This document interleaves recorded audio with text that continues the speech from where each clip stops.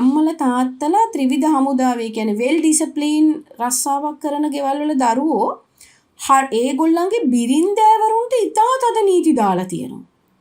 ඒගොල්ලන්ගේ ස්වාමි පුරුෂයන්ට ඉතා තද නීති දාලා තියෙනවා. දැන් කියනකොට මගේ ගෙදර හස්බන්ඩ් 8 වෙනකොට ඩින ඕනේ 8යි 10 වුණොත් එයා නැගිටලා යනවා කියලා මට දවසක් කෙනෙක් කියනවා.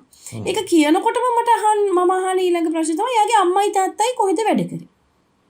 එතකොට අනිවාර්යයෙන්ම එන එක උත්තරයක් තමයි ඒගොල්ලෝ මොකක් හරි අර වෙල් ඩිසිප්ලින් වෘත්තියක් තමයි කරලා තියෙන්නේ. ඒක නොහිතා අපි අතින් සිද්ධ වෙන දෙයක් තමයි අපේ රස්සාවේ තියෙන අර රස්නය රස්සාවේ තියෙන ඒ තනතුරු ඒ තියෙන විනයත් අපි ගේනවා ගෙදරට. හුඟක් වෙලාවට ගුරුවරු ඉන්න ළමයි ගොඩාක් වෙලාවට අර ඉගෙන ගන්නම යොමු වෙනවා. ඒ අධ්‍යාපනයේටම යොමු වෙන ගතියක් තියෙනවා. ඒගොල්ලන් මොකද ඒක මේ හොඳ අධ්‍යාපනයට කියන්නේ බාහිර දේවල් වලට වඩා මොකද අර අම්මගේ තාත්තගේ ගතිය.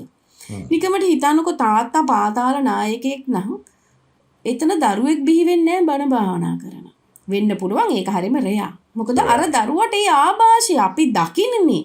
අපි ගෙදර දකින්නේ. දැන් අපේ ගෙදර තාත්තා අපි හිතමුකෝ තාත්තා වෛද්‍යවරයෙක් නම් එයාලා ගෙදර ඒ තියෙන බෙහෙත් ගැන ඒ දරුවට අවධානයක් දැනුමක් තියෙනවනේ.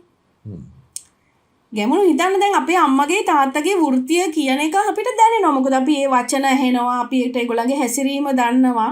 දැන් මගේ ගෙදර මම කවුන්සලර් කෙනෙක් නිසා මගේ දරුවා මේ මානසික ලෙඩ ගැන හරියට දන්නවා. මොකද මේ වචන මට කියවෙන නිසා එයා ඒව ගැන දන්නවා. ඔව්. එතකොට ඒක ඒ වගේම මගේ හස්බන්ඩ් වාහන සම්බන්ධ ව්‍යාපාරයක්. ඒතර මගේ ගෑනු දරුවෙක් හිටියට එයා මේ වාහන ගැන දන්නවා. වාහනවල නම් ඒවා විදි ඒ වගේ ටෙක්නොලොජි ගොඩක් එයා දන්නවා. මොකද ඒ ආభాෂය තමයි.